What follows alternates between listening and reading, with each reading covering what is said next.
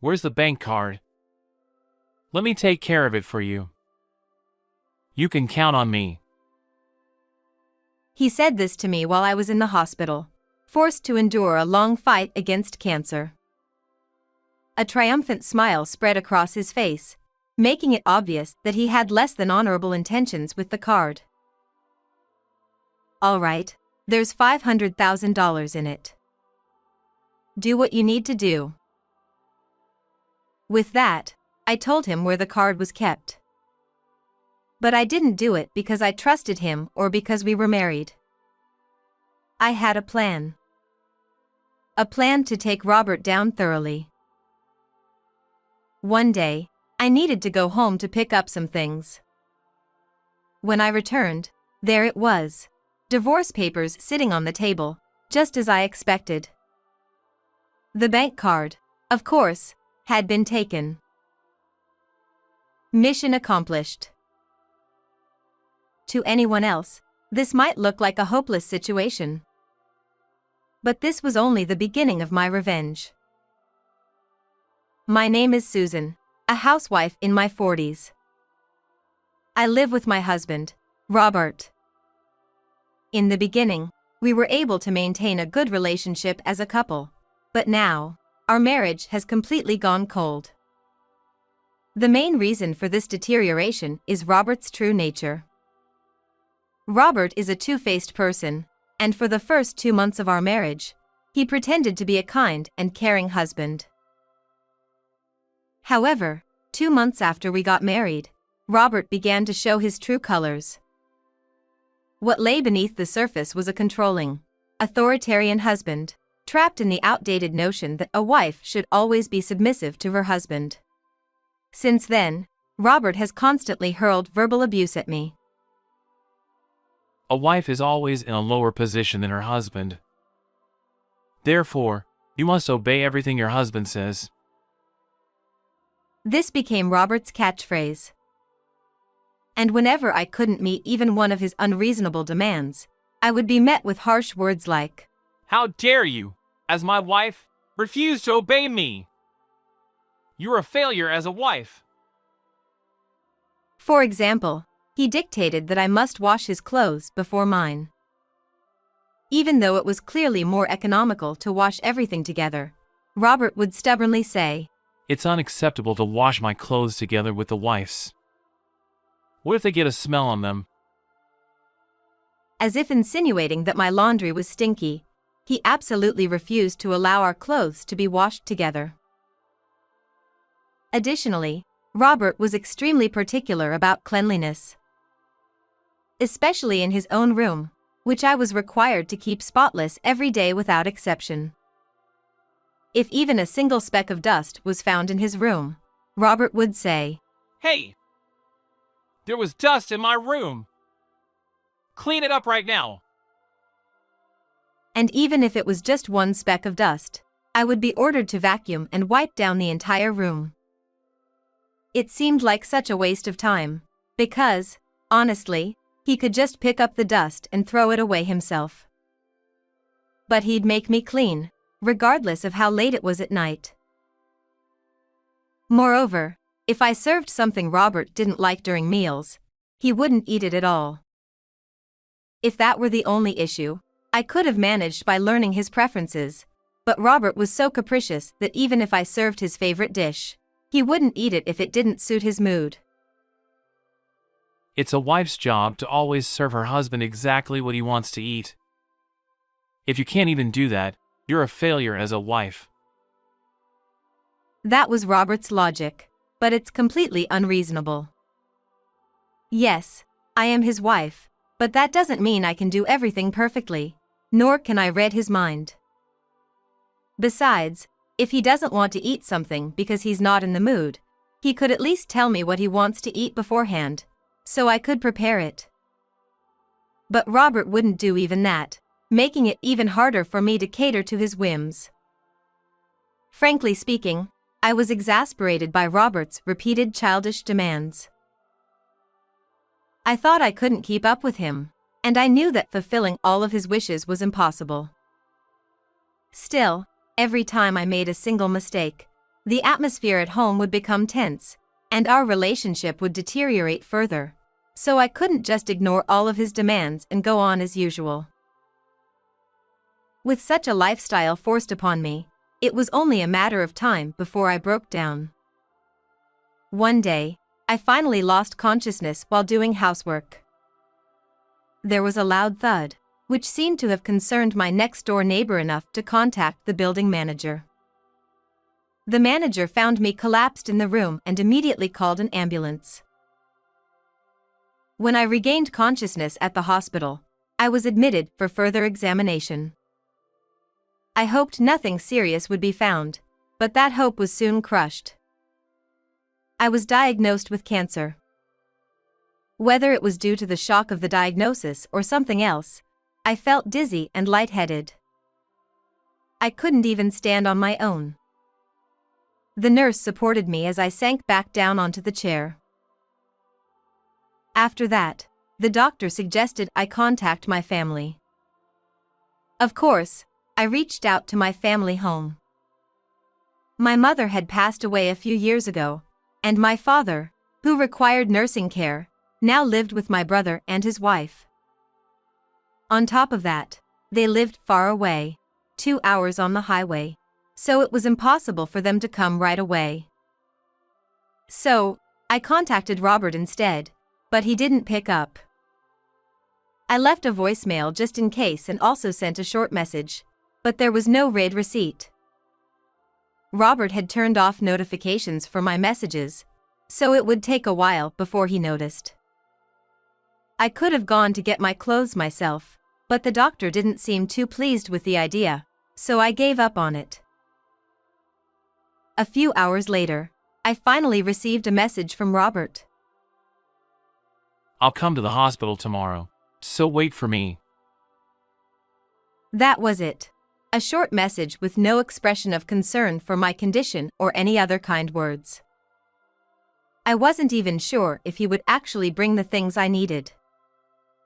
His indifference made my body feel even heavier. To begin with, I had clearly told him, "I need you to bring my things today." That's because I'd run out of clothes for today. Plus, I needed several essential items like toiletries that I had left at home. In any case, I really needed him to bring them to me today. I repeatedly sent messages explaining this, but they all went unread. Just as I was feeling completely helpless, a few hours later, he finally read my messages and sent back just one line, "Shut up, stop bothering me." This was his response, even though I was urgently contacting him because I had been hospitalized for cancer. His attitude was so unthinkably heartless that I couldn't help but feel utterly disappointed. Not that I had ever really expected much from Robert in the first place. In the end, Robert didn't show up at the hospital that day. I had tried to mentally prepare myself for such an outcome, but a small part of me still held on to a faint hope, making the first day of my hospitalization even more painful. The nurse looked at me with pity in her eyes, and even that was difficult to bear. Just as he had declared, Robert arrived at the hospital around noon the next day. As soon as he saw my face, he said, "Huh, you look more energetic than I expected. I thought you'd be more frail." There was no way I could not get angry at Robert, who laughed while saying that. "Just leave the stuff and go," I said, half in anger. Robert tilted his head and replied, "I didn't bring anything with me." What on earth did he come here for, then? Wasn't he supposed to be here to bring me my things? Unable to contain my anger, I glared at him, and Robert, apparently displeased, glared back at me. "What's with that look?" His completely irrational attitude made me want to say something back, but I held myself back and spoke calmly. "Then, why are you here? If you're not bringing me my things, there's no point," I asked him, my voice tinged with anger. Robert then said. Well, I had another reason. Another reason? What could it be? I couldn't think of anything, so I tilted my head in confusion, and Robert started fidgeting, as if he had something to say. If you have something to say, then say it already. I was already irritable from not being able to sleep last night due to anxiety, so Robert's hesitant attitude only made me more annoyed. In frustration, I rushed him, and Robert, for some reason, chuckled softly and said, Where's the bank card? I'll take care of it for you, so leave it to me. I see. He came here to ask for the location and the PIN number of the card. It finally made sense. Robert didn't come to check on me out of concern or to bring me my things. He came to get his hands on the card, turn it into his own possession, and spend all of our savings for himself. Even now, Robert was still thinking only of himself, and I couldn't help but let out a big sigh. But Robert, seemingly unfazed, just kept smirking. I couldn't stand to deal with him any longer. That's when I decided to take action. Well then, there's $500,000 in there, so I'm counting on you. When I said that, Robert exclaimed in a voice mixed with surprise and delight, $500,000. Let me clarify, Robert is just an ordinary company employee, and I was just an ordinary office worker before we got married. Neither of us has ever had a job that would earn us that kind of money. So, where did this fortune come from? The answer is the stocks recommended to me by a friend after I became a housewife. I had been investing whenever I had some free time while managing the house, and I had just recently made a huge profit from it. That said, I had no intention of spending such a large sum immediately, so I decided to save it for the future. Originally, I had planned to keep the existence of this $500,000 a secret. Because if Robert knew about it, it could cause him to act even more selfishly. But right now, I am burning with the desire for revenge. I can't wait to take Robert down for all the selfish things he's done. That's why I needed to reveal the existence of this $500,000. Robert was shocked and panicked at discovering such a large amount of money. Gently smiling at Robert, who was still dumbfounded, I said, "The bank card is in the third drawer of the cupboard. You'll manage it for me, right?" Robert, who had been stunned until now, quickly responded, "Yeah," with a cheerful voice. It seemed he had fallen for my trap completely.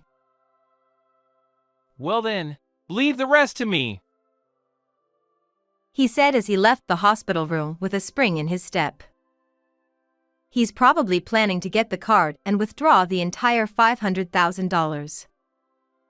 Completely unaware that he's falling into such an obvious trap, Robert looks like he believes everything is going just as he wants. Sorry, but things aren't going to be that simple. Fortunately, today is a public holiday, and the bank's counter services have already closed. And Robert has work tomorrow, so he probably won't be able to withdraw the money until late in the evening. With that much time, it's more than enough to execute my revenge plan. When I told the doctor I wanted to go get my belongings, I was granted permission to go out during the day tomorrow. That means the revenge will be carried out tomorrow afternoon. I couldn't wait for it to happen. The next day, as planned, I went back home to pick up my things. Though picking up my things was merely an excuse to get permission to leave the hospital, I had another objective in mind. Even though I'd only been gone for a day, I couldn't help but feel nostalgic for my own home. Robert seemed to be out at work, and the house was empty. I opened the front door and stepped inside, only to find an envelope and a piece of paper lying on the living room table. There was a divorce document inside that envelope, and the other appeared to be a handwritten note. Sorry for the sudden notice, but let's get a divorce. Fill out the form and submit it for me. That was the content of his note. Just to be sure, I checked the cupboard, and as I suspected, the bank card was gone. It was immediately clear that Robert had run off with it. Normally, having a huge sum like $500,000 stolen would be cause for disappointment. But I couldn't stop the corners of my mouth from curling up. Mission accomplished. The words slipped out before I knew it. If Robert were here, he would probably be shouting, "What the hell is going on?" First, I filled out the divorce form. Then, after packing the things I needed for my hospital stay, I left the house I had shared with Robert for so many years. Of course, I made sure to submit the divorce form along the way, so now, there was nothing left connecting Robert and me. After that, I returned to the hospital and spent time discussing and preparing for my upcoming treatment. When I had finished everything I needed to do for the day and was relaxing in my hospital room, I noticed that I had several missed calls on my phone, which I had been ignoring for a while. They were all from Robert. He had also sent me a number of messages. When I checked the content, they were all the same: "Tell me how to withdraw the money." Then, perhaps because he saw that I had read the messages, my phone started ringing again. Not wanting to bother the people in the same room, I moved to the common area where phone calls were allowed and called him back. Susan! You finally picked up. I can't withdraw the money. Please, tell me how to do it. Robert's voice sounded more desperate than I had imagined. There must be some pressing reason why he needed that $500,000 immediately. But I had no obligation to lend a helping hand to such a person. "If you can't withdraw it, why don't you just give up?" I said coldly, and Robert responded with a troubled tone. Don't say something so cruel. Even if we're exes, we were still husband and wife, right? I think we should help each other out here. What does he mean by husband and wife? What does he mean by helping each other out? What Robert is trying to do is far from anything noble. All he's doing is trying to seize a large sum of money out of pure greed and make me suffer so that he can indulge himself. There's no way I would go along with that. "Are you having trouble because you can't withdraw the money?" I asked, and Robert answered right away. Yeah, that's right. I need $500,000 right now. Please, do something. It seemed that Robert had some kind of urgent situation that required him to get his hands on the $500,000 right away. He had the card for the account with $500,000 deposited in it, and he knew the PIN. Yet, even when he went to the bank, he couldn't withdraw the money. So, assuming that he must have been doing something wrong, Robert reached out to me to ask how to withdraw it. After listening to him, I understood that this was roughly the sequence of events. Please, help me. Robert's voice sounded weaker and more desperate than I'd ever heard before. Knowing that he was so cornered, I could barely keep myself from laughing. It was time to show Robert the harsh reality. "You're doing it right. But you can't withdraw the money using that card anymore," I said, and Robert raised his voice in surprise. What? What do you mean? If I have the card, I should be able to withdraw it, right? It was a reasonable assumption. But the card Robert had now was no longer usable. And that's because I reported it stolen earlier today. So that card is just a piece of plastic now. It's useless even if you have it. Robert fell silent, perhaps stunned by what I had just said. That's right. Earlier today, on my way back to the hospital, I had stopped by the bank to file a theft report. After all, Robert had taken the card without my permission and tried to turn the $500,000 I earned into his own. That was clearly an act of theft. Therefore, taking appropriate action was only natural. No matter how Robert used the card he had taken, it could no longer be used as a tool to withdraw my $500,000.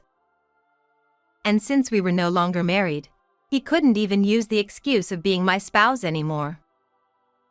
Robert had cut off his own means to get that $500,000. Finding it all too amusing, I let out a soft chuckle and asked Robert, "How does it feel to be tricked by the very woman you looked down on all this time? I don't know what you were planning to use the $500,000 for, but I'm not foolish enough to give that kind of money to someone like you in that situation." When I said that, Robert responded in an exhausted voice. Enough already! Stop mocking me! I need that $500,000 right now. Please, I'll do anything. Just give me the $500,000. I'm begging you. Robert pleaded desperately. But no matter how much I thought about it, I couldn't come up with a reason why Robert would need $500,000 so urgently. What on earth did you do to suddenly need $500,000? Feeling unnerved by the fact that I couldn't think of any reason at all, I asked, and Robert began explaining bit by bit. 2 days ago, after learning that I had $500,000, Robert's greed got the better of him, and he quit his job on the spot. Then, to make matters worse, he used a huge sum on gambling, which he had previously only dabbled in with his allowance. The total debt amounted to $300,000. A sum that was obviously impossible to repay quickly. Worse yet, it seemed that he had borrowed money from the wrong people because if he couldn't secure the funds within a week, Robert didn't know what would happen to him. But Robert had a card with $500,000 deposited in it. He thought that if he could withdraw that money, it would solve everything, so he continued living lavishly without worrying too much. However, when he went to the bank's counter this evening, even with the card and PIN, he couldn't withdraw the $500,000. Without the $500,000 in his hands, Robert had no idea what would happen to him next. He realized it was a critical situation and, despite leaving a divorce form behind and stealing the card, he shamelessly contacted me for help. Please! Help me! I don't know what will happen to me if I don't get the money. Robert's voice was trembling with anxiety. There probably wasn't a single lie in his story. I sighed deeply at Robert's utter foolishness. He was blinded by the money right in front of him and did something utterly reckless. Spending $300,000 on gambling in just 2 or 3 days is beyond absurd. In the past, despite his terrible behavior, I somehow always forgave him and lived frugally by his side. Had I still been that person, I might have lent him a helping hand. But unfortunately for him, the one listening to Robert now was a complete stranger to him, someone whose love for him had long since vanished. No matter how much Robert begged, I didn't feel sorry for him. I just thought it was all his own fault and couldn't help but laugh at how ridiculous it was. Even so, Robert still hadn't given up hope. Please, help me! You're the only one I have left. He clung to me, which only made me feel more disgusted. I just wanted to get rid of this nuisance and focus on my fight against cancer. It was all because of Robert's own actions that he ended up like this. If he had been worried about me being diagnosed with cancer and had come to the hospital with my things like a proper husband, I wouldn't have kept all of the $500,000 to myself. I would have shared some of it with him. But Robert was the one who threw away that hope. Sorry, but I have no intention of giving you the $500,000. I don't plan on helping you either. After all, this is all your own fault. You've never once acted like a proper husband, so for you to turn around and ask for help now is just cowardly. I said sharply and without mercy. Don't say such cruel things. Even if we're exes, we were husband and wife, right? And we just got divorced. A bond like ours, built over so many years, isn't something that can be broken by a piece of paper, is it? He responded with convenient words. What bond? He'd been nothing but a burden for years. Robert's desperate excuses just to get things to work in his favor made me feel like dealing with him was a waste of time. No matter what you say, I'm never giving you that $500,000. I declared firmly, and Robert, sounding even more frantic, continued. Please, I'm begging you, Susan. Help me. You're the only one I can rely on. If you abandon me, I don't know what's going to happen to me. It was as if he was trying to put the blame on me. But the one in the wrong was clearly Robert. If Robert hadn't recklessly splurged or let his greed blind him, this future wouldn't have come to pass. If he hadn't ditched me for the sake of money, this conclusion wouldn't have happened. Stop saying things to suit yourself. You reap what you sow. Goodbye. I said and hung up the phone. Robert called repeatedly after that, but I blocked his number so he could never reach me again. With the divorce form properly submitted, I was finally free of any ties to Robert. Embracing the newfound freedom I had gained at last, I braced myself for my fight against cancer. It took a long time, but I was able to completely recover from cancer and was finally discharged from the hospital. Afterward, I heard from a friend that no one has seen or heard from Robert since then. Apparently, after he lost contact with me, Robert reached out to his parents and friends, desperately trying to borrow money from them one by one. However, given his frantic behavior and the urgency of needing $300,000 immediately, everyone around him grew suspicious and ended up refusing to lend him even a single cent. In other words, Robert wasn't able to repay the $300,000 he had borrowed. I have no idea where he is or what he's doing now, but I'm sure he's suffering in a place worse than hell. I couldn't help but laugh and think, serves him right. As for me, since fully recovering from cancer, I've been living a peaceful life, working from home in my new place. Fortunately, I have enough assets, so I don't think I'll ever have to worry about money.